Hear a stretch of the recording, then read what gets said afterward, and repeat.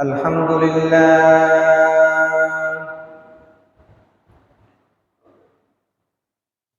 الحمد لله الذي جعل الشمس والقمر بحسبان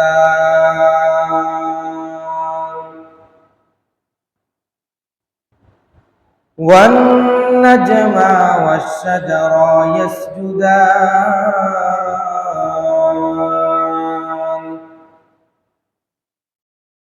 وفضل زمانا على زمان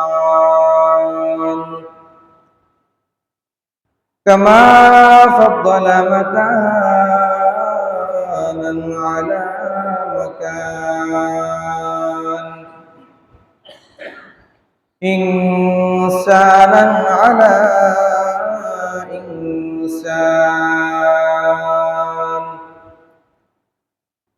ونشهد أن لا إله إلا الله وحده لا شريك له ونشهد أن سيدنا وسندنا وحبيبنا وطبيبنا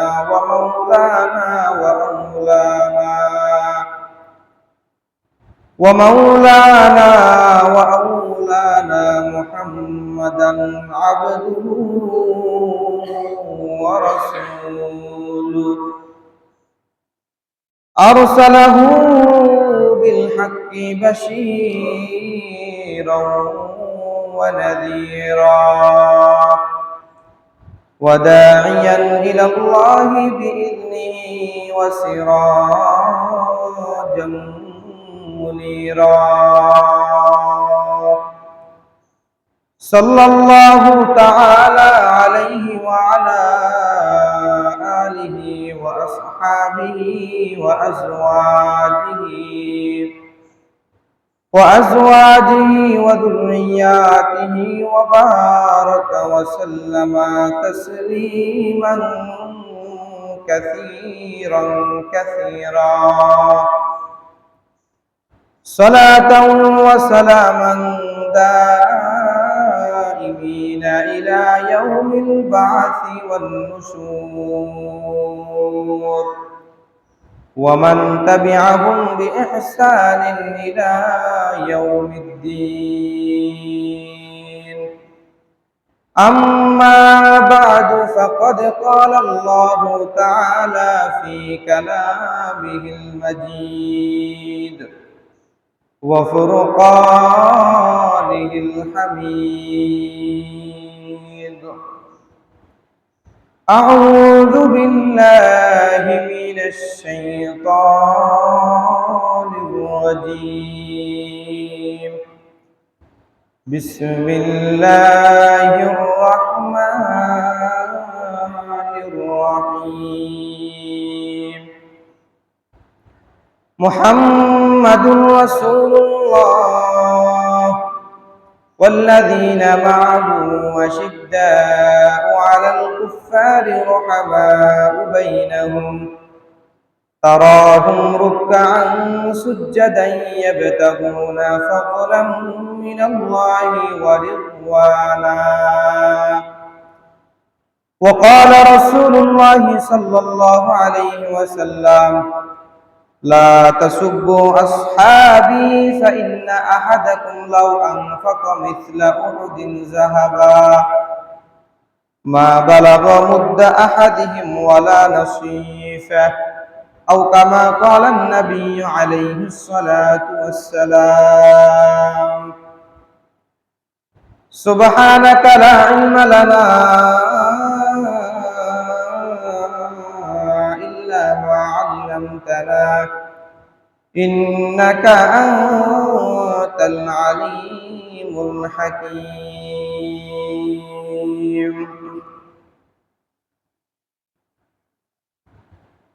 दुनिया ये सदाकत में तेरा नाम रहेगा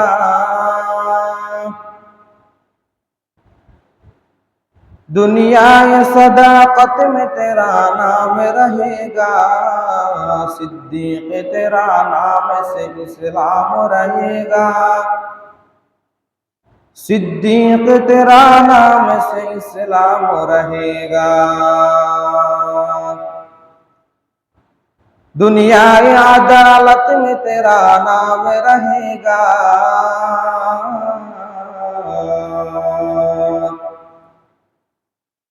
दुनियाए अदालत में तेरा नाम रहेगा, फारूक तेरा नाम से इस्लाम रहेगा,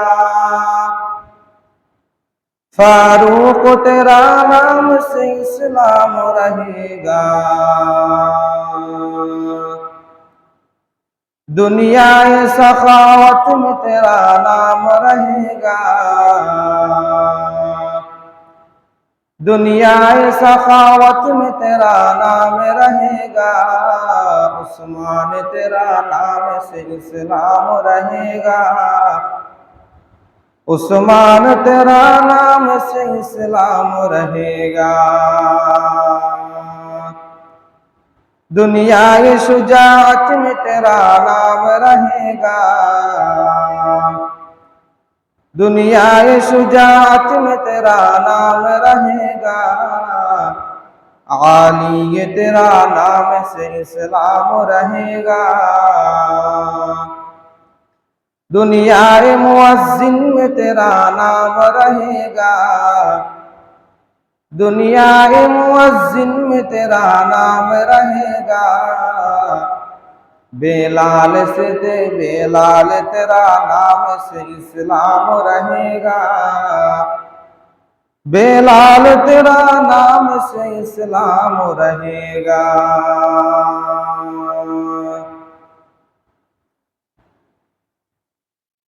সম্মানিত মুসল্লিয়ানি কেরাম, মহান আল্লাহ পাক রব্বুল আলামিনের দরবারে অসংখ্য অগণিত শুকরিয়া। আল্লাহ পাক রব্বুল আলামিন আমাদের সবাইকে জুমার নামাজ আদায় করার জন্য, মসজিদে আসার জন্য, বসার জন্য তৌফিক দান করেছেন। এজন্য আমরা সকলেই দিল থেকে শুকরিয়া জ্ঞাপন করি, আলহামদুলিল্লাহ।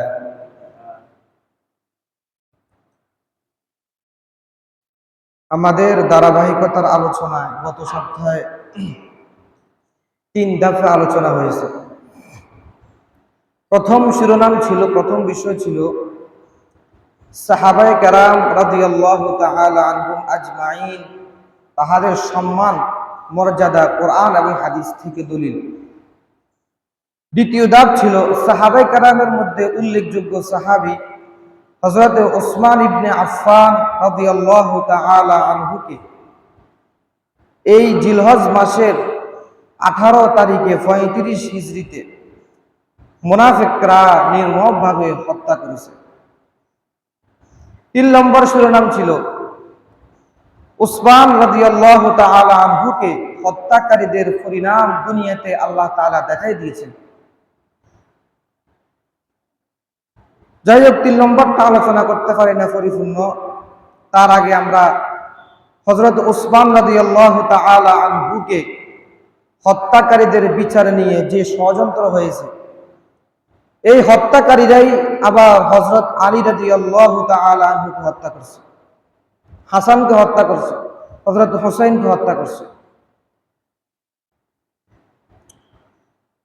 3 নম্বর শিরোনাম বলার আগে হযরত ওসমান রাদিয়াল্লাহু তাআলা আনহুকে হত্যাকারীদের ষড়যন্ত্র নিয়ে আলোচনা করব। গত সপ্তাহে আমাদের হযরত ওসমানকে হত্যা করা হয়েছে, এ পর্যন্ত আসছে যে ওসমান গনির হুজরার উপর দিয়ে মুনাফিকরা, কারণ সামনে দিয়ে আলী রাদিয়াল্লাহু তাআলা আনহু যুবক সাহাবায়ে কেরামদেরকে ফারাতে হিসেবে রাখছেন, যাতে করে বিদ্রোহীরা মুনাফিকরা ঢুকতে না পারে।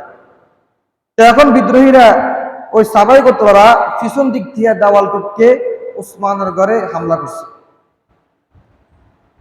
এতটুক পর্যন্ত গেছে গত সপ্তাহ।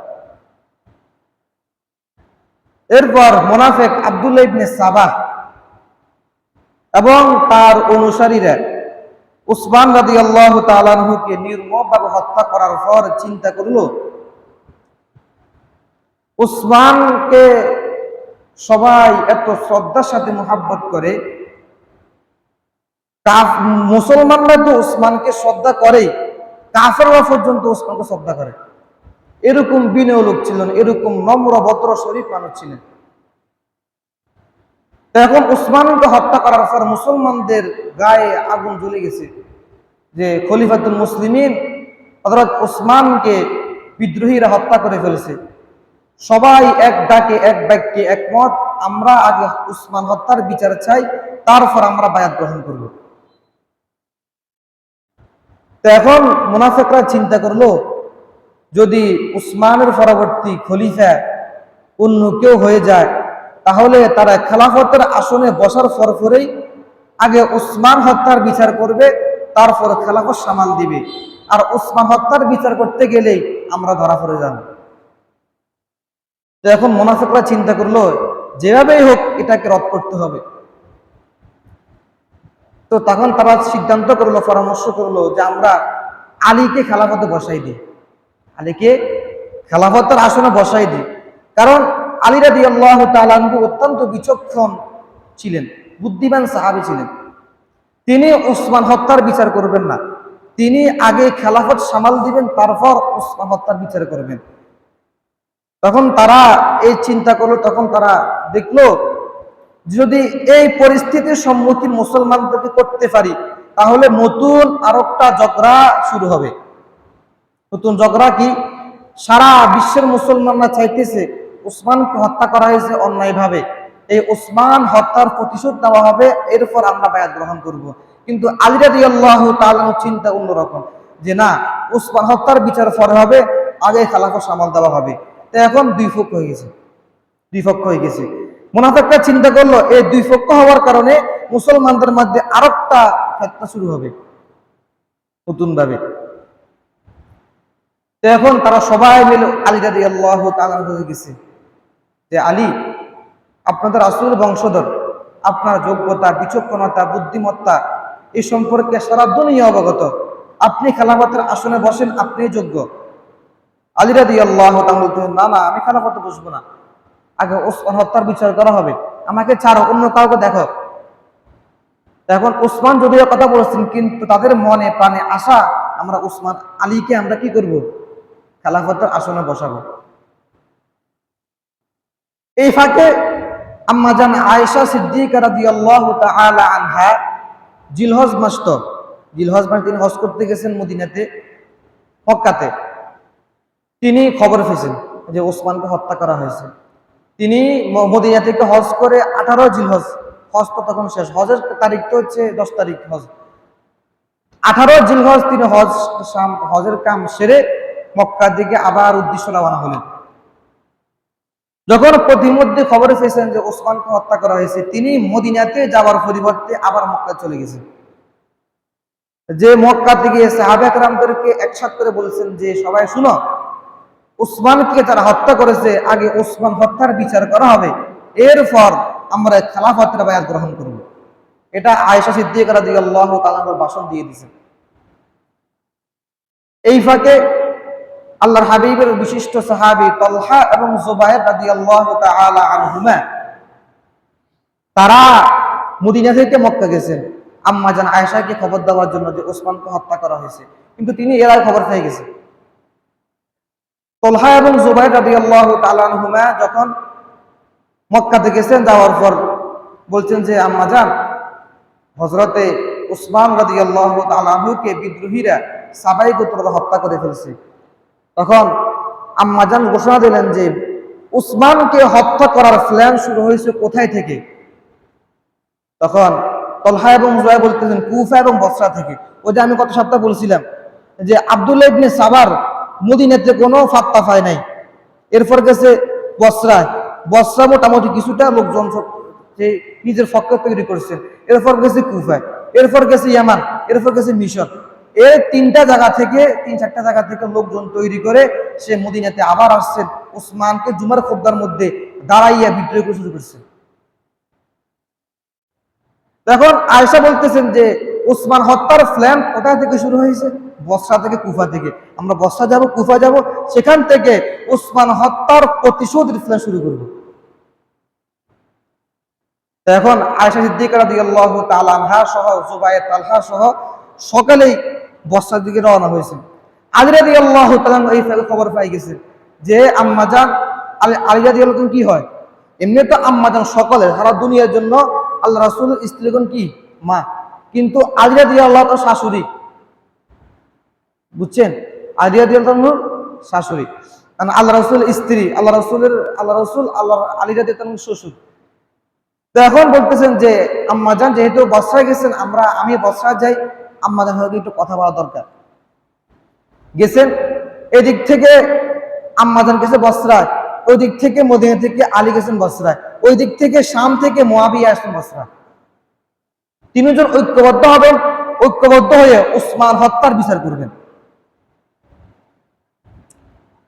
তো এখন আলী রাদিয়াল্লাহু তাআলা আনহুর দলের মধ্যে যে সমস্ত লোক ছিল, এদের মধ্যে আবার ওই মুনাফিকরাও ছিল, কিন্তু আলী রাদিয়াল্লাহু তাআলা কিছু বলতে পারতেছে না, কারণ এই মুহূর্তে এটা বিপর্যয় মুহূর্ত। এখন বিদ্রোহীরা আবার বিদ্রোহ শুরু করে, এই জন্য চিন্তা বুদ্ধির সাথে বিচক্ষণের সাথে আলী রাদিয়াল্লাহু চিন্তা করছেন এখন কিছু বলা যাবে না, খেলাফত আগে আর একটু শক্তিশালী হোক, এরপর তাদেরকে সাহায্য করা হবে। এখন আলী রাদিয়াল্লাহু তাআলা দলের সাথে ওই মুনাফিকরাও ছিল। এখন আলীও গেছে, মুআবিয়াও আসছে, আয়েশা রাদিয়াল্লাহু তাআলা আনহা আসছে। বসরায় আসার পরে তিনজন সিদ্ধান্ত করলো যে আম্মাজান উভয়জনকে বলে দিয়েছেন যে আলীকে বলছেন যে আলী, তুমি সর্বাধিক উপযুক্ত, তোমার বিচক্ষণতা, তোমার বুদ্ধিমত্তা, তোমার কৌশল, তোমার হিকমত, তোমার ইলম, সর্বাধিক দিয়ে তুমি উপযুক্ত। তবে আগে আমরা ওসমান হত্যার বিচার চাই, এরপরে তোমার বায়াত গ্রহণ করব। তখন আলী রাদিয়াল্লাহু তাআলা আনহু মানে নিছেন, আম্মাজান কথা একবার নির্বিঘ্নে মেনে নিছে। মেনে নেওয়ার পরে আলী রাদিয়াল্লাহু তাআলা আনহু মক্কাতে যাবেন, সকালবেলায় মদিনাতে যাবেন, মদিনা যাইয়ে আগে ওসমান হত্যা বিচার করবেন, এরপর খেলাফতের আঞ্জাম শুরু করবেন। এখন মুনাফিকরা চিন্তা করলো যে এই যে এখন আয়েশা, মুআবিয়া, আলী তিনজন একসাথে হয়ে গেছে, বিপদটা আমাদের। মুসলমানরা ঐক্যবদ্ধ হওয়া মানে, আহলে হক ঐক্যবদ্ধ হওয়া মানে বেদাতীদের গায়ের মধ্যে আগুন জ্বলা। যেরকম বর্তমান সমাজে ওলামায়ে কেরাম যখন ঐক্যবদ্ধ হতে যাবেন, তখন কিছু মুনাফিকরা এসে তাদেরকে ঐক্যবদ্ধ থেকে তাদেরকে বারণ করে ফেলে। তাদের চিন্তা না ঐক্যবদ্ধ হওয়া মানে আমাদের অবস্থা খারাপ। এখন আলী রাদিয়াল্লাহু, উসমান রাদিয়াল্লাহু, মুআবিয়া, আয়েশা সিদ্দিকা রাদিয়াল্লাহু তাআলা আনহা সবাই মিলে যখন ঐক্যবদ্ধ হয়েছে, মুনাফিকরা চিন্তা করলো যে আজকে রাতের ভিতরে এমন একটা ঘটনা ঘটাইতে হবে যার কারণে তিনও দলের মধ্যে যাতে কোনো একটা ফেতনা সৃষ্টি হয়ে যায়, আর একটা ফেতনা।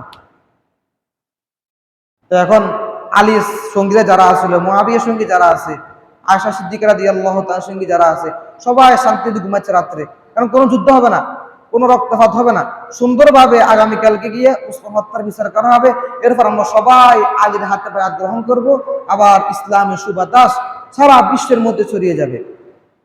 কিন্তু মুনাফিকরা এটাকে ভালো চোখে দেখে নাই। তারা তার অনুসারীরা বিল আব্দুল্লাহ ইবনে সাবা সহ তারা একটা প্ল্যান করছে রাত্রিবেলা, যে তলহা রাদিয়াল্লাহু তাআলা আনহুর তাবু, জুবাইর রাদিয়াল্লাহু তাআলা তাবু, আলী রাদিয়াল্লাহু তাআলা তাবু, মুআবিয়ার তাবু, আয়েশা সিদ্দিকা রাদিয়াল্লাহু তাআলা তাবু, সকলের তাবুর মধ্যে কয়েকজন সাহাবায়ে গোত্র ওই মুনাফিকদের থেকে কয়েকজনকে রাখছেন, তোমরা এখানে পাহারা দাও। কিন্তু এখন তারা তো বুঝতেছে এটা মুনাফিক, মুনাফিকদের চরিত্র তো ভিতরে ভিতরে, মুনাফিকদের কাজ কর্ম উপরে দেখা যাবে না, কিন্তু ভিতরে ভিতরে বিরোধিতা করবে, সামনে একবারে ভালো থাকবে। তখন ওই আব্দুল্লাহ ইবনে সাবার গোষ্ঠীরা সামনে একবারে ভালো, কিন্তু ভিতরে ভিতরে আলীর বিরুদ্ধে, মুআবিয়ার বিরুদ্ধে, আয়েশার বিরুদ্ধে। তখন সবাই মিলে একসাথে যখন ঘুমাচ্ছে, তখন আব্দুল্লাহ ইবনে সাবা বলছেন যে আলী রাদিয়াল্লাহু তাআলা আনহুর তাবুর পরে যারা আছে তারা ওইখান থেকে তীর নিক্ষেপ করে মুআবিয়ার তাবুতে, মুআবিয়ার তাবু যারা আছে তারা ওইখান থেকে তীর নিক্ষেপ করবে আলীর তাবুতে। তো এখন যখন তীর নিক্ষেপ করা হয়েছে, এখন যারা লাগে ছিল 5,000 লোক ছিল বা 6,000 এরকম আওয়াজ পাওয়া যায়, এই কয়েকজনকে দিয়েছে এর দায়িত্বে, আর বাকিগুলো দায়িত্ব হচ্ছে যখন তীর নিক্ষেপ করা হবে তখন তোমরা আওয়াজ দিয়ে বলে উঠবে যে আলী আমাদেরকে হামলা করছে, আর আর আলীর লোকেরা বলবে মুয়াবি হামলা করছে। কিন্তু এটা আলীর লোক না, ওই আলীর লোক সেজে মুনাফিকরা তাদের ওইখানে এদেরকে দাঁড় করায় দিছে। কথা বুঝছেন? জিনিসটা বুঝছেন নি? আলীর লোক সেজে মুনাফিকরা এখানে দাঁড়িয়ে আছে। তখন হামলা শুরু হয়েছে। আলীর তাবুত থেকে বলতেছে মুয়াবি হামলা করেছে, মুয়াবিয়ার তাবুতে বলতেছে আলী হামলা করছে। এই যুদ্ধ শুরু হয়ে গেছে। এটা তো হ্যাঁ সাহাবে কেরাম, কে এই এই জিনিসটা কে বুঝবে যে এখানে মুনাফিকরা ষড়যন্ত্র করতেছে? কে বুঝবে? আমি আপনি হলে এটা বুঝতাম না। যুদ্ধ শুরু হয়ে যেত যে সে আমাকে হামলা করছে কেন, আমি কি অপরাধ করছি? সে বলবে আমি কেন হামলা করছি, আমি কি, সে কি অপরাধ করছে? এই জন্য উভয়জনের মধ্যে যুদ্ধ শুরু হয়ে গেছে, জিহাদ শুরু হয়ে গেছে। পরবর্তীতে কিতাবের মধ্যে পাওয়া যায় এই যুদ্ধের মধ্যে প্রায় 20,000 সাহাবা মারা গেছে। ওই যুদ্ধের মধ্যে তলহা জুবাইর রাদিয়াল্লাহু তাআলা আনহুমা মারা গেছে, আল্লাহ রাসূল বিশিষ্ট সাহাবী। এখন এই যুদ্ধকে বলা জঙ্গে জামাল, উটের যুদ্ধ। আলী রাদিয়াল্লাহু তাআলা প্রবাদ পাওয়া যায় যখন যুদ্ধ শুরু হয়ে গেছে, তখন যুদ্ধ শুরু হওয়ার পরে আলী রাদিয়াল্লাহু তাআলা একটা বিচক্ষণতা অবলম্বন করছে, বুদ্ধিমত্তা। সেটা হচ্ছে কি, যে তৎকালীন যুগে একটা নিয়ম ছিল, যখন আমির দাঁড়িয়ে থাকে ততক্ষণ পর্যন্ত যুদ্ধ চলতে থাকে, তখন আমির বসে যায় তখন যুদ্ধ থেমে যায়। তখন আয়েশা সিদ্দিকা রাদিয়াল্লাহু তাআলা আনহা আমির ছিলেন, সকালে মুরব্বী ছিলেন, আম্মা জান। তো এখন আলী রাদিয়াল্লাহু তাআলা উষ্ট্রে দাঁড়িয়ে আছেন, এভাবে বসে রয়েছেন। আলী রাদিয়াল্লাহু তাআলা বুদ্ধি করে আম্মা জান আয়েশার ওটের নিচে ফায়ার মতো একটা তীর নিক্ষেপ করছে, তাতে করে ওট বসে যায়, যুদ্ধ থেমে যায়। আলী তো বুঝতে পারছে যে এটা আমাদের কাজ না, এই কাজটা কাদের? মুনাফিকদের কাজ। তো বাস যখন যুদ্ধ বন্ধ হয়ে গেছে, বন্ধ হওয়ার পর আলী চিন্তা করছে, মুয়াবিয়া, আয়েশা সবাই চিন্তা করছে আমরা কি করতেছি, এটা আমাদের কাজ না, আমরা কেউ তো এরকম কাজ করার মতো লোক না। তখন সবাই বুঝতে গেছে, বুঝে লাভ হবে কি, 20,000 সাহাবী মারা গেছে মুনাফিকদের ষড়যন্ত্রের কারণে। তো এখন এরপরে আয়েশা সিদ্দিকা রাদিয়াল্লাহু তাআলা আনহা বসরা থেকে মদিনা চলে গেছেন। মদিনা যাওয়ার পরে আলী রাদিয়াল্লাহু তাআলা কিছুদিন অপেক্ষা করেছেন, বসরাতে অবস্থান করেছেন। অবস্থান করার ফলে ওই সাহাবায়ে গোত্ররা আবার, ওই মুনাফিকরা আবার আসছে আলীর কাছে যে আপনার বিরুদ্ধে মুয়াবিয়া ষড়যন্ত্র করতেছে, মিথ্যা কথা, মানে একটা বেজাল লাগানো আর কি। আপনার বিরুদ্ধে মুয়াবিয়া ষড়যন্ত্র করতেছে। কি ষড়যন্ত্র? যে আপনি উসমান হত্যার বিচার করেন না কেন, এই কারণে। তখন মুয়াবিয়াকে আবার ওই সাহাবায়ে গোত্ররা মুয়াবিয়ার কাছে গেছে, মুয়াবিয়ার কাছে বলতেছে আলী ওসমানকে হত্যা করেছে, নাউযুবিল্লাহি মিন যালিক, আলী ওসমানকে হত্যা করেছে। যখন মুয়াবিয়ার কাছে এই খবরটা গেছে, খবর যাওয়ার পর মুয়াবিয়া চিন্তা করলো আলী তো এমন লোক না, আলী কিভাবে ওসমানকে হত্যা করবে, তারপরে একটু দেখি। তখন মুয়াবিয়া একটা চিঠি লিখছেন, দেখে আলীকে বলতেছেন আলী ওসমান হত্যার বিচার করা হোক। আলী আবার চিঠি পাঠাচ্ছে যে আগে খেলাফতের পরিস্থিতি এখন অনেকটা দুষ্কর, এখন বিচার করা সম্ভব হবে না, বিদ্রোহীরা তাদের শক্তি আরো বেড়ে গেছে, আর খেলাফতের সামাল দিয়ে এরপর ওসমান হত্যার বিচার করা হবে। তখন মুয়াবিয়া যখন এই খবরটা পাইছে, তখন ওই মুনাফিকরা বলতে, দেখেন আলী ওসমান হত্যার বিচার করতে রাজি নেই, অথচ আলী বলছে কি যে এখন পরিস্থিতি অত্যন্ত খারাপ, এখন বিচার করতে গেলে বিদ্রোহীরা আরো বেড়ে যাবে, এই জন্য এখন খেলাফত সামাল দিই তারপর ওসমান হত্যা বিচার করা হবে। কিন্তু মুনাফিকরা এটাকে মুয়াবিয়াকে বুঝাইতেছে যে না, আলী ওসমান হত্যা বিচার করতে চায় না। এই যুদ্ধ আর লাগিয়ে গেছে। লেগে যাওয়ার পরে আলী রাদিয়াল্লাহু তাআলা আনহু মুয়াবিয়াকে তার শামের পথ থেকে বহিষ্কার করছেন। এখন মুয়াবিয়ার তো আরো গরম, কিভাবে এই বহিষ্কারটা কিন্তু ওই মুনাফিকরা করেছে। আলীকে মুয়াবিয়াকে শামের পথ থেকে, শামের গভর্নর থেকে যে বহিষ্কার করা হয়েছে, এই কাজটা কিন্তু মুনাফিকরা করাইছে। এখন চিন্তা করছে যে আলী কেন আমাকে বহিষ্কার করছে, কি কারণ। এখন এই তাদের ভিতরে যুদ্ধ আরো বেড়ে গেছে, কিন্তু তাদের মধ্যে কোন রকম কোনো ভুল বুঝাবুঝি নেই। ওই মূল সমস্যা হচ্ছে মুনাফিকরা তাদের একজনের বিরুদ্ধে আরেকজনের কাছে, আরেকজনের বিরুদ্ধে এজনের কাছে যখন কথা বলতে লাগলো, তখন এক অপরের বিরুদ্ধে লেগে গেছে। এই জন্য মুনাফিকদের কারণে ইসলাম এত ক্ষতি হয়েছে, কোন শত্রু, প্রকাশ্য শত্রু এমন ক্ষতি করতে পারে নাই। আল্লাহ তাআলা আমাদের সকলকে মুনাফিক জাতি থেকে হেফাজত করুক, আমিন। তো এখন আলী যখন মুয়াবিয়াকে বহিষ্কার করেছে, মুয়াবিয়ার তো রাগে আরো বেড়ে গেছে, তখন যুদ্ধ শুরু হয়ে গেছে। ইরাক এবং বসরার মাঝে একটা জায়গার নাম ছিল সিফিন, ওই সিফিন নামক জায়গার মধ্যে যখন আসছে উভয় গ্রুপ আসার পরে উভয় গ্রুপের মধ্যে তুমুল যুদ্ধ শুরু হয়ে গেছে, ভুল বোঝাবুঝি, অথচ দুজনে একজনের কোনো দোষ নাই, ভুল বোঝাবুঝির কারণে 70,000 মুসলমান মারা গেছে কোনো রওয়ায়াতে পাওয়া যায়। জঙ্গে জামাল সিফিনের যুদ্ধ মিলে প্রায় 90,000 মুসলমান সাহাবী ওই যুদ্ধের মধ্যে শহীদ হয়েছে। এরপর উভয় দলের মধ্যে একটা সন্ধি হইল যে আমরা কি করতেছি, এটা আমরা মুসলমান হয়ে এভাবে ঝগড়া করতেছি, যুদ্ধ করতেছি, এটা আমাদের ঠিক না, ভুল বোঝাবুঝির কারণে হয়ে গেছে। তখন সবাই ভুল বুঝছে যে এটা আসলে আমাদের দোষ না, মুনাফিকদের ষড়যন্ত্রের কারণে মুনাফিকরা আমাদের ভিতরে খারাপ চিন্তা ঢুকিয়ে দিছে, এই কারণে আমরা এক অপরের বিরুদ্ধে যুদ্ধ করতেছি। তখন সবাই সন্ধি করলো। ওই সন্ধি করার কারণে আলী রাদিয়াল্লাহু তাআলা আনহুর যুদ্ধের তার গ্রুপের মধ্যে একটা লোক বলতেছে যে আলী আপনি কি করতেছেন, সন্ধি কেন করতেছেন, মুআবিয়ার সঙ্গে যুদ্ধ করেন, তাদের চিন্তা হলো যুদ্ধ করো, বেজাল লাগুক, মুনাফিকদের চিন্তা ভালো না, বেজাল লাগুক, ঝগড়া ধারক তাদের চিন্তা, কিন্তু আলী চিন্তা করতেছেন না আমাদের মধ্যে সন্ধি হওয়া দরকার, মুসলমান আর কত রক্তপাত হবে। তো এখন আলী রাদিয়াল্লাহু তাআলা যখন সন্ধি করেছেন তখন আলী রাদিয়াল্লাহু তাআলা আনহুর দল থেকে এক বিশাল বাহিনী বের হয়ে গেছে। এই বের হওয়ার পর থেকে ওদেরকে বলা হয় খারিজি, ওই খারিজি সম্প্রদায় এদেরকে বলা হয়। তখন খারিজিরা যখন বের হয়ে গেছেন, বের হওয়ার পরে চিন্তা করেছে যে আলী রাদিয়াল্লাহু তাআলা আনহু, মুআবিয়া, আমর ইবনুল আস, ইবলিম লম্বা কাহিনী, আমি সংক্ষিপ্তভাবে বলতেছি, আমর ইবনুল আস কেন তাদের শত্রু এটা লম্বা ইতিহাস আছে। তো এই তিনজন আমর ইবনুল আস, আলী রাদিয়াল্লাহু তাআলা আনহু আর আমির মুআবিয়া রাদিয়াল্লাহু তাআলা আনহু, এই তিনজন তাদের শত্রু এবং তারা প্ল্যান করছে যে যুদ্ধ হবে আলীর সাথে। যুদ্ধ হওয়ার পরে আলী রাদিয়াল্লাহু তাআলা আনহু ওই খারিজিদেরকে শোচনীয়ভাবে পরাজিত করছে। তবে দুইজন রয়ে গেছে, ওই যে হিটলার সব খ্রিস্টানকে মেরে ফেলছে, কিন্তু কয়েকজন রেখে দিছে দুনিয়া মানুষ দেখো যে ইহুদি কেমন জাতি এমন।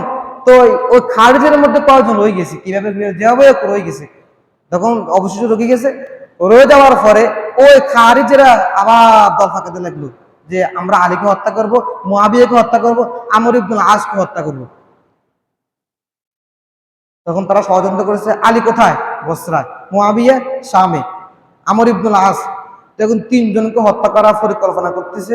পরিকল্পনা করার পরে একদিন 40 হিজরি 15 রমজান, কত 40 হিজরির 15 রমজান ফজরের নামাজের সময় আলী রাদিয়াল্লাহু তাআলা আনহু যখন মসজিদে আসতেছেন, এমন অবস্থা আব্দুর রহমান ইবনে মুলজিম, একজন খারিজি মুনাফিক, সে আলী রাদিয়াল্লাহু তাআলা আনহুকে বিষাক্ত তরবারি দিয়ে আঘাত করছে। এই আঘাতের প্রভাব এত ভারী ছিল যে এই 2 দিন পরে আলী রাদিয়াল্লাহু তাআলা শাহাদাত বরণ করছে। ইন্না লিল্লাহি ওয়া ইন্না ইলাইহি রাজিউন। এই গেল। এরপর আমর ইবনুল আস রাদিয়াল্লাহু তাআলা আনহু তিনাকে হত্যা করার জন্য পরিকল্পনা করতেছে, কিন্তু ঘটনাক্রমে ওই দিন ফজর নামাজের সময় আমর ইবনুল আস নিজে যান না মসজিদে, অন্য একজনকে পাঠাইছে। তো ও ঘাতক, বিশ্বাসঘাতকটা মনে করছে, মুনাফিকটা মনে করছে হয়তো এই আমর ইবনুল আস, তাকে মারছে, সে মারা গেছে, আমর ইবনুল আস আর মারা যায় না। 3 নম্বর মুআবিয়া রাদিয়াল্লাহু তাআলা আনহু, আমির মুআবিয়া রাদিয়াল্লাহু তাআলা আনহু যখন মসজিদে আসতেছেন ফজর নামাজের সময়, তখন মুআবিয়াকে হত্যা করতে গিয়ে মুআবিয়া প্রতিহত করছে। মুআবিয়া প্রতিহত করার কারণে মুআবিয়াকে মারতে পারে নাই। যখন এই তিনজনকে হত্যা পরিকল্পনা করেছে, আলী রাদিয়াল্লাহু তাআলা আনহুকে হত্যা করার পরে এই খেলাফতের দরবার, এখানে মাঝখানে আরেকটা লাগছে, গন্ডগোল লাগছে। সেটা হচ্ছে যে আলী রাদিয়াল্লাহু তাআলা আনহু কুফা সহ এরিয়া সবগুলো, বর্তমান ইরান, যে ইরাক, এই কুফা বসরা সহ পুরো এরিয়াটা হচ্ছে আলীর নেতৃত্বে চলবে, আর শাম থেকে ওইটা মুআবিয়ার নেতৃত্বে চলবে। শেষ পর্যন্ত এই সন্ধি হয়ে সকলের মধ্যে আবার মীমাংসা হয়ে গেছে। তো এখন কুফা বসরা সহ যে এরিয়াটা, যেটা আলীর নেতৃত্বে চলতো, ওইটার দরবার, ওইটার খেলাফতের দায়িত্ব আলীর পরে কার আগে আসে, হাসান রাদিয়াল্লাহু তাআলা আনহুর কাছে, আলীর ছেলে হাসান রাদিয়াল্লাহু তাআলা আনহু। কোন কোন রাওয়ায়াত বলেন খোলাফায়ে রাশিদুন যে 4 জন, এর মধ্যে হাসানও একজন, 5 জন, কেউ কেউ বলেছেন 4 জন, কেউ বলেছেন 5 জন, 5 জনের মধ্যে একজন হাসান রাদিয়াল্লাহু তাআলা আনহু। হাসান রাদিয়াল্লাহু তাআলা আনহু 6 মাস খেলাফতের দায়িত্ব আঞ্জাম দেওয়ার পর চিন্তা করছে যে মুসলমানদের মাঝে 2 গ্রুপ কেন হবে, আমি আলীর সন্তান ঝগড়া বিবাদ যা হয়েছে হোক, সমস্যা নাই। মুআবিয়া আমার চাচা, মুআবিয়ার বুদ্ধিমত্তা বিচক্ষণতা অনেক বেশি, আমি আমার খেলাফতের দায়িত্ব মুআবিয়াকে দিয়ে দিলাম এবং পুরা বিশ্বের সমস্ত মুসলমান ঐক্যবদ্ধ হয়ে যাক, এটা আমি চাই। এই ব্যাপারে হাদিসের মধ্যে আসছে, বুখারী বর্ণনা আসছে, আল্লাহর হাবিব সাল্লাল্লাহু আলাইহি সাল্লাম হাসান রাদিয়াল্লাহু তাআলা আনহুর দিকে ইঙ্গিত করে বলতেছেন, আমার এই নাতি যার মাধ্যমে দুইটা বিরাট যুদ্ধ আল্লাহ তাআলা, দুইটা বিরাট দলকে আল্লাহ তাআলা আবার এক করে দিবেন। তখন হাসান রাদিয়াল্লাহু তাআলা আনহু মুআবিয়ার কাছে খেলাফত দিয়ে দিয়েছেন যে চাচা, খেলাফতের যোগ্য আপনি, সব দিক দিয়ে আপনি যোগ্য, খেলাফতের আপনি দান করেন। তখন হাসান রাদিয়াল্লাহু তাআলা আনহু আমির মুআবিয়াকে খেলাফত দিয়ে তিনি আমির মুআবিয়ার হাতে বেয়াত গ্রহণ করছেন। এরকম 41 হিজরি থেকে 60 হিজরি পর্যন্ত আমির মুআবিয়ার নেতৃত্বে সারা বিশ্বের মধ্যে ইসলামের সুবাতাস আবার ছড়িয়ে ছিটে গিয়েছে। আর সেই আমির মুআবিয়াকে বর্তমান যুগেও কিছু মূর্খ নির্বোধ, যাদের কিঞ্চিত পরিমাণ ঈমান না থাকার কারণে, বুঝ না থাকার কারণে আমির মুআবিয়াকে গালি দেয়। আমির মুআবিয়া জান্নাতি সাহাবী, আল্লাহর হাবিবের ঘোষণা, তারা নৌফতে যুদ্ধ করবে, তারা জান্নাতে যাবে। আর আমির মুআবিয়া সে নৌফতে রোমকদের সেই এই যুদ্ধকে শোচনীয়ভাবে পরাজিত করেছেন আমির মুআবিয়া রাদিয়াল্লাহু তাআলা আনহু। এরপর আমির মুআবিয়ার যুগে 46 হিজরিতে আফগানিস্তানের কাবুল সহ বিভিন্ন ওই এরিয়া সহ পুরাটা ইসলামের আয়ত্তে চলে আসে। প্রায় 64 লাখ বর্গ মাইল আমির মুআবিয়ার সময় মুসলমানদের হাতে আসে। কত লাখ? 64 বর্গ মাইল, 64 লাখ বর্গ মাইল, এই পরিমাণ জায়গা মুসলমানদের নেতৃত্বে চলে আসে। আমির মুআবিয়া অনেক বিচক্ষণ বুদ্ধিমত্তা সাহাবী ছিলেন।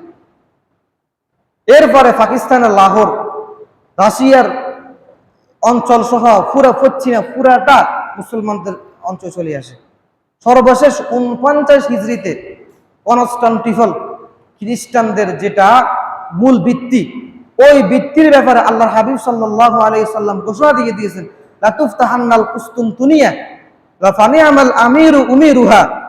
যে ব্যক্তি কুসতুনতুনিয়া বিজয় করতে পারবে, সেই ব্যক্তি কতই না যোগ্য আমির, কতই না সৌভাগ্যবান আমির। সে কুসতুনতুনিয়া বিজয় করার জন্য আমির মুআবিয়ার নেতৃত্বে একটা বিরাট বাহিনীকে পাঠাইছেন। পাঠানোর পরে ওই বাহিনীর মধ্যে আবু আইয়ুব আল আনসারী রাদিয়াল্লাহু তাআলা আনহু ছিলেন, কিন্তু তিনি কুসতুনতুনিয়া মারা যান। কনস্টান্টিনোপল বর্তমান ইস্তাম্বুল, তুরস্কের ইস্তাম্বুল নাম শুনছেন না? কুসতুনতুনিয়া হাদিসের ভাষা আর কি, বাকি কনস্টান্টিনোপল এটা খ্রিস্টানদের ভাষা, আর বর্তমান যেটার নাম ইস্তাম্বুল। তো এই নেতৃত্বে যখন আসেন, তখন আবু আইয়ুব আল আনসারী রাদিয়াল্লাহু তাআলা আনহু তিনি ইন্তেকাল করেন, শহীদ হন ওই যুদ্ধের মধ্যে। কিন্তু ওই যুদ্ধের মধ্যে মুআবিয়া যে বাহিনী প্রেরণ করেছে, ওই বাহিনী পরাজিত, তারা বিজয় করতে পারে নাই। এর কয়েকটা কারণ আছে, এর মধ্যে বিভিন্ন জামিল হয়েছে মাঝখানে, এই কারণে। যাই হোক, এটা বিষয় না। তখন আল্লাহ রাসূল, আল্লাহর হাবিবের ঘোষণা, লা তুফতাহান্নাল কুসতুনতুনিয়া ফানিআমাল আমিরু উমিরুহা। কতই না সৌভাগ্যবান আমির, যে আমির কুসতুনতুনিয়া খ্রিস্টানদের সেই রাজ্যকে তারা ইসলামের মধ্যে আয়োজন করতে পারবে, ইসলামের মধ্যে তারা প্রবেশ করতে পারবে, ওই আমির অত্যন্ত সৌভাগ্যবান আমির। এখন এই কুসতুনতুনিয়া, কনস্টান্টিনোপল বিজয় করার জন্য উমাইয়া শাসনের, উমাইয়া খেলাফতের যুগে আমির মুআবিয়ার নেতৃত্বে এক বাহিনী প্রেরণ করেছেন, তারা পারে নাই। সেলজুক সাম্রাজ্যের সময় তারা অনেক চেষ্টা করেছেন, সুলতান আল ফারসালান সহ এরা অনেক চেষ্টা করেছেন কুসতুনতুনিয়াকে বিজয় করার জন্য, কিন্তু তারাও পারে নাই।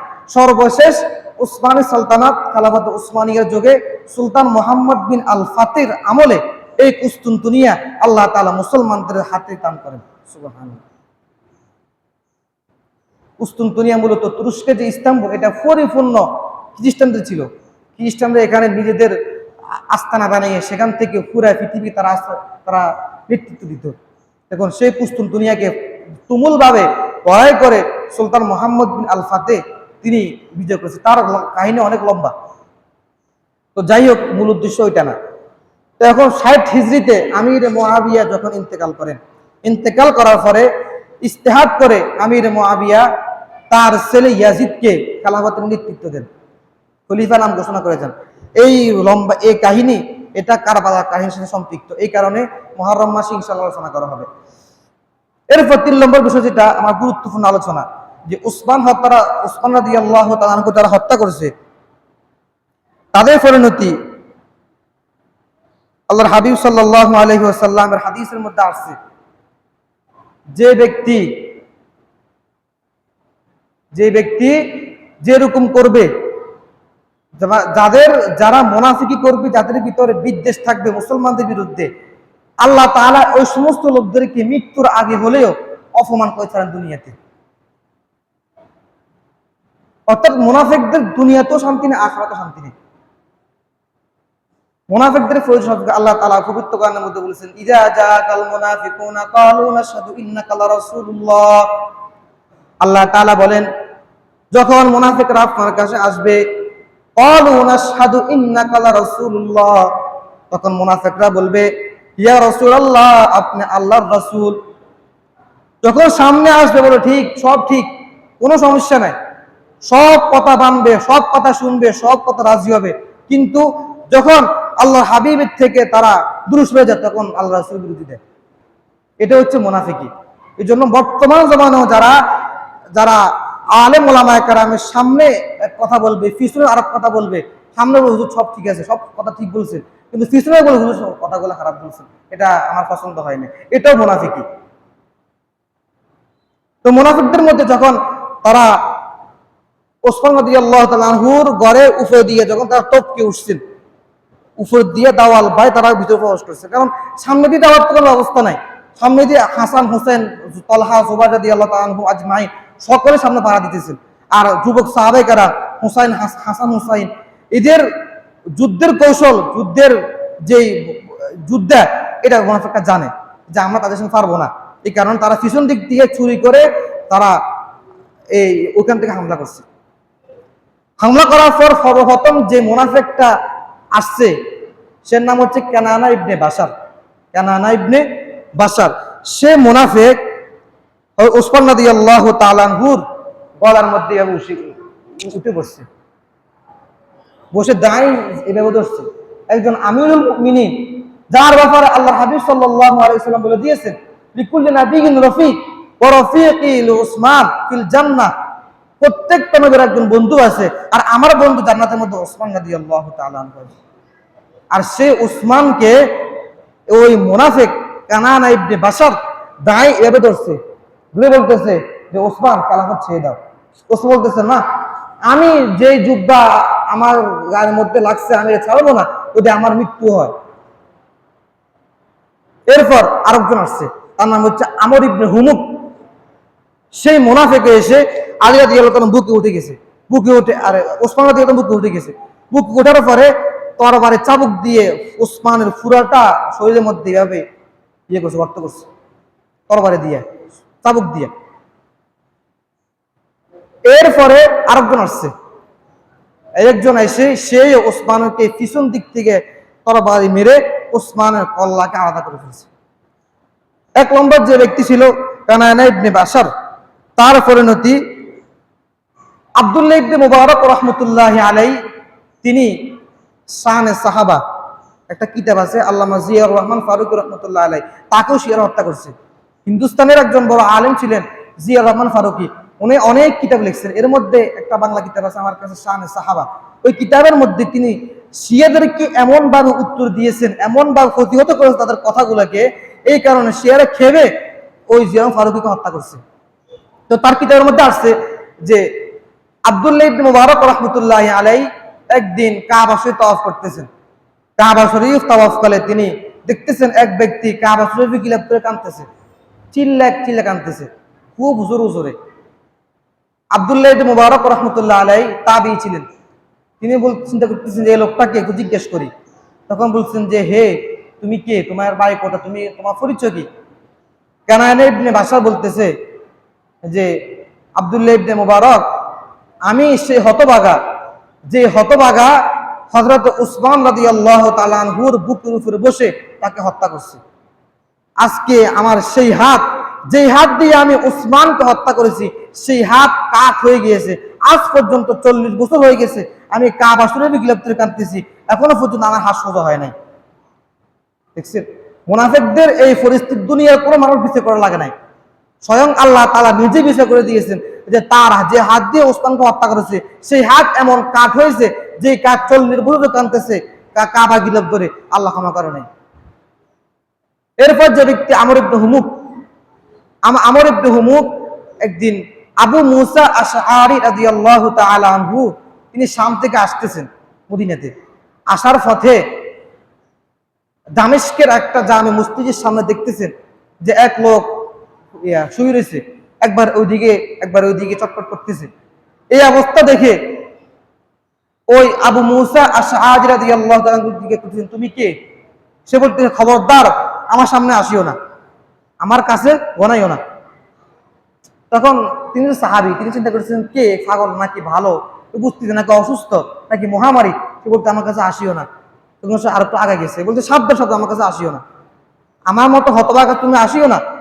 আবার গেছে আর সামনে যাওয়ার পরে ওই ব্যক্তির কাছে গিয়ে বসছে, তুমি কি, তোমার পরিচয় কি, তুমি কি তোমার বাড়ি কোথায়?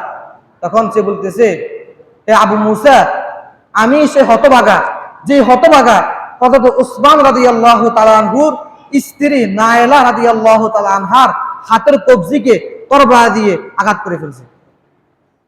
এই মুহূর্তে দেখবেন কোন সময় মুসলমান যদিও বিশেষ করে নিজে কোনো আঘাত সহ্য করবে, কিন্তু তার আপনজন সহ্য করতে পারে না। এটা একটা মানুষের একটা জাত, একটা স্বভাব, যে নিজে আঘাত হয়ে নিজে মরে যাবে, কিন্তু তার স্ত্রী, তার পিতা, তার সন্তান সেই তার আঘাত না হোক, সবাই এটাই চায়। তখন ওসমানকে হত্যা করেছে, ওসমান এর কোনো প্রতিবাদ করে নাই, কিন্তু যখন নায়লাকে হত্যা করতে গেছে ওসমান বলতেছে, আল্লাহ, যে ব্যক্তি আমার স্ত্রীর হাত উঠেছে তার হাত আপনি ভেঙে দেন, তার পা ভেঙে দেন, তাকে জাহান্নামে নিক্ষেপ করুন। তখন ওই আমর ইবনে হুকুম বলতেছে যে, হে আবু মুসা, আমি সে হতভাগা যে ওসমানের স্ত্রী নায়লার গায়ের উপর হাত উঠেছে। তখন ওসমান দোয়া করেছে, তার হাত ভেঙে ফেলা হোক, তার পা ভেঙে ফেলা হোক, এই দুটো দোয়া কবুল হয়েছে। আমার হাতে এখন অবশ, পাও অবশ, এখন শুধু বাকি ওই জাহান্নামে যাওয়া। দেখছেন, তাহলে একজন মুসলিম সাহাবী ওসমান রাদিয়াল্লাহু তাআলা আনহুকে হত্যা করার কারণে আল্লাহ তাআলা দুনিয়াকে দেখায় দিয়েছেন, যারাই মুনাফিকি করবে, যারাই হকের বিরোধিতা করবে, তারা হক কথা বলতে গেলে যারা বিরোধিতা করবে, বাধা দিবে, এদেরকে আল্লাহ তাআলা দুনিয়াতে মরার আগে হলেও তাদেরকে লাঞ্ছিত, অপমানিত করে ছাড়বেন। এটা দলিল ওসমান হত্যার যে সমস্ত ঘাতক তাদেরকে আমরা নজর করি। এই জন্য আমাদেরকে সবসময় সতর্ক থাকতে হবে, যাতে করে কোনো মুনাফিকের ষড়যন্ত্র আমরা না করি, এবং বিশেষ করে আমাদের কারো মধ্যে যদি মুনাফিকি না আসে, আমরা সর্ব অবস্থায় ইখলাসের সাথে আমল করব, ইখলাসের সাথে কথাবার্তা বলবো, সর্ব অবস্থা চিন্তা করতে হবে। কারণ চিন্তা রাখবেন, মুনাফিক কারা এটা বুঝতে হলে আমাদেরকে আল্লাহর হাবিব সাল্লাল্লাহু আলাইহি সাল্লামের একটা হাদিস বর্ণনা করি।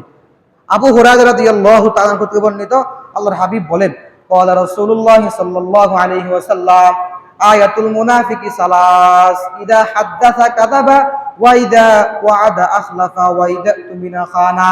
আবু হুরায়রা রাদিয়াল্লাহু তাআলা আনহু বলেন, আল্লাহর হাবিব সাল্লাল্লাহু আলাইহি ওয়াসাল্লাম বলতেছেন, মুনাফিকের আলামত তিনটা। এক নম্বর হলো, যখন কথা বলবে তখন মিথ্যা কথা বলবে, যখন ওয়াদা করবে তখন ওয়াদা খেলাফ করে ফেলবে, যখন আমানত রাখা হবে আমানতে খেয়ানত করবে। এটা হচ্ছে মুনাফিকের আলামত। আর একটা হাদিসের মধ্যে আসছে, যখন ঝগড়া লাগবে তখন খারাপ কথা বলবে, কথা কাটাকাটি হওয়ার সময় খুব বিশ্রী ভাষা কথাবার্তা হওয়া শুরু করবে। এটা হচ্ছে মুনাফিক। আল্লাহ তাআলা পুরা জাতিকে এই নির্লজ্জ মুনাফিক থেকে হেফাজত করুক, সকলে বলে আমিন আমিন। আল্লাহ তাআলা আমাদের সকলকে হেফাজত করুক। ওয়া আখিরু দাওয়ানা আলহামদুলিল্লাহি রাব্বিল আলামিন।